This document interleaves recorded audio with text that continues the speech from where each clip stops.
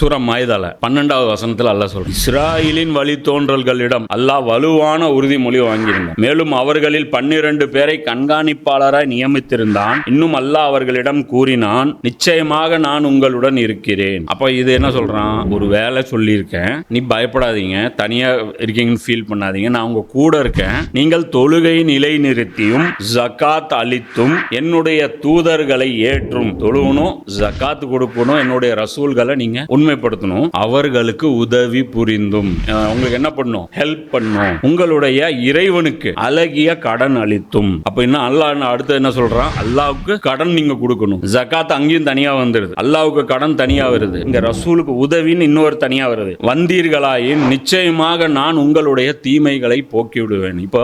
இப்போ வந்து அல்லாஹ் என்ன சொல்றான்? இங்க இப்போ நீ தௌபா கேட்டீங்கன்னா உன் தௌபா அங்கீகரிக்கப்படும். அது வந்து ஒரு 5 நீ 2 ஜும்மாவுக்குள்ள இருக்கக்கூடிய பாவங்கள் மன்னிக்கப்படும். ஒரு ரமலான் இன்னொரு ரமலானுக்குள்ள இருக்கக்கூடிய பாவங்கள் அப்போ மன்னிக்கப்படும். ஒரு உம்ரா இன்னொரு உம்ராவுக்குள்ள இருக்கக்கூடிய பாவங்கள் மன்னிக்கப்படும். நீ தொழுகை போனீங்கன்னா ஒரு 8க்கு ஒரு தீமை அளிக்கப்பட்டு ஒரு நன்மை எழுதப்படும். இதெல்லாம் செய்யாம நீ டிராமா போட்டுட்டு வந்துட்டு உனக்கு வந்து பைபர்த்தில் ஒரு ஈமான் கிஃப்டா கிடைச்சிருச்சு, உண்மையான கடவுளை நாங்கள் மட்டும்தான் கண்டுபிடிச்சு வணங்கிட்டு இருக்கிறோங்கிற அந்த பெருமை பீத்தல்ல நீ சுத்தனா கண்டிப்பா உனக்கு எதுவும் கிடைக்காது. அல்ல சொல்றான், நிச்சயமாக உங்களுடைய தீமைகளை இது செஞ்சா தீமைகளை போக்கிடுவேன்றான். அப்ப நோன்பு நீ வச்சேனா அதோடைய வாடை கஸ்தூரி விட இதானது, அதெல்லாம் வந்து இந்த கண்டிஷன்ல தான் வரும். மேலும் கீழே ஆறுகள் ஓடிக்கொண்டிருக்கும் சுவன பூங்காக்களில் உங்களை நுழைவிப்பேன். ஆனால் இதன் பின்னரும் உங்களில் எவரேனும் நிராகரிக்கும் போக்கை மேற்கொண்டால், இத 3ல தொழுகையிலேயோ ஜகாத்தையோ அல்லது என் ரசூல